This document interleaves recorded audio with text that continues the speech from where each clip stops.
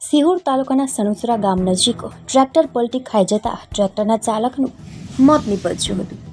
સણોસરા ગામમાં રહેતા પ્રતાપભાઈ કાંજીભાઈ ચૌહાણ ટ્રેક્ટર લઈને 5 તલાવડા રોડ પર જઈ રહ્યા હતા.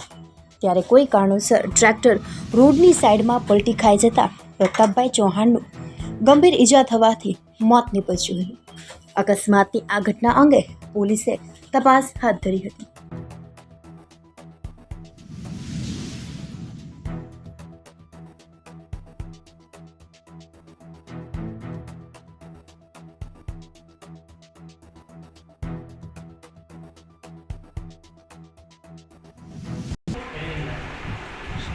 કઈ જગ્યાએ ટ્રેક્ટર પલટી મારી? આપણે પોલીસે ધોળા આંખમાં જતા પહેલી સાઈડમાં મળ્યું છે અને જે સાઈડ આવતા હતા એની સાઈડમાં બધું પડી ગયું છે. એકલા જતા એ કોઈ એકલું ટ્રેક્ટરમાં કાંઈ ભરેલું હતું? ખાલી કોઈ નહીં, ખાલી ઓલું એક જ હતું.